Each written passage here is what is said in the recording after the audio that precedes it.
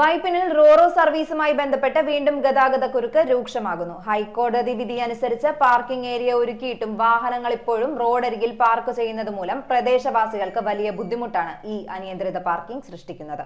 റോറോയിൽ കയറാനെത്തുന്ന വാഹനങ്ങൾ വൈപ്പിൻ മുനമ്പം സംസ്ഥാന പാതയിൽ കിലോമീറ്ററുകൾ നീണ്ടുകിടക്കുന്നത് പതിവ് കാഴ്ചയായി മാറുകയാണ്. ഹൈക്കോടതി വിധി അനുസരിച്ച് പാർക്കിംഗ് കേന്ദ്രം ഒരുക്കിയിട്ടും റോറോയിൽ കയറാൻ വൈപ്പിൻ ജെട്ടിയിലെത്തുന്ന വാഹനങ്ങൾ ഇപ്പോഴും റോഡിൽ. പാർക്കിംഗ് ഏരിയയിൽ സ്വകാര്യ വാഹനങ്ങളെ പ്രവേശിപ്പിച്ച് കൊച്ചി കോർപ്പറേഷൻ ഹൈക്കോടതി വിധി മറക്കുന്നു. സാമൂഹിക പ്രവർത്തകനായ ജോണി വൈപ്പിൻ നടത്തിയ നിയമയുദ്ധത്തിനൊടുവിലാണ് വൈപ്പിൻ ബസ് സ്റ്റാൻഡിൽ റോറോ വാഹനങ്ങൾക്കായി പാർക്കിംഗ് ഏരിയ സ്ഥാപിച്ചത്. റോറോയിൽ കയറാനെത്തുന്ന വാഹനങ്ങൾ വൈപ്പിൻ മുനമ്പം സംസ്ഥാന പാതയിൽ കിലോമീറ്ററുകൾ നീണ്ടുകിടക്കുന്നത് പതിവ് കാഴ്ചയായി. അടുത്തടുത്ത് കിടക്കുന്ന വാഹനങ്ങൾ റോഡരികിലെ വീടുകളിൽ നിന്ന് മറ്റു വാഹനങ്ങൾക്ക് കടന്നു വരാനാകാത്ത വിധം കിടക്കുന്നത് മൂലം നാട്ടുകാരുമായി വാക്കുതർക്കവും കയ്യാങ്കളിയും പതിവായി. റോഡിൽ പാർക്ക് ചെയ്യുന്ന വാഹനങ്ങളിൽ നിന്ന് വെള്ളക്കുപ്പിയും ഭക്ഷണ പാക്കറ്റുകളും പുറത്തേക്കെറിയുന്നതും പ്രശ്നം സൃഷ്ടിക്കുന്നു. വാഹനങ്ങൾ കൂടുന്നതോടെ വൈപ്പിൻ ബസ് സ്റ്റാൻഡിലേക്ക് വരേണ്ട ബസ്സുകൾ പലതും എത്തുന്നില്ല. അവിടെ കാത്തുനിൽക്കുന്ന യാത്രക്കാർ കാൽനടയായി ഗോശ്രീ ജംഗ്ഷനിൽ എത്തിയാണ് ബസ്സിൽ കയറുന്നത്. 2 വർഷമായി പൂർത്തിയായി കിടക്കുന്ന പാർക്കിംഗ് ഏരിയയിൽ റോറോ വാഹനങ്ങളെ പ്രവേശിപ്പിച്ചാൽ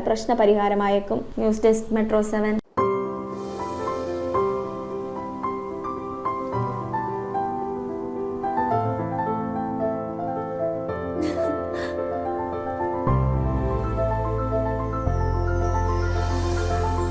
കളങ്കമില്ലാത്ത സൗഹൃദം പോലെ കലർപ്പില്ലാത്ത വിശ്വാസം. കല്ലൻസ് ജ്വല്ലറി.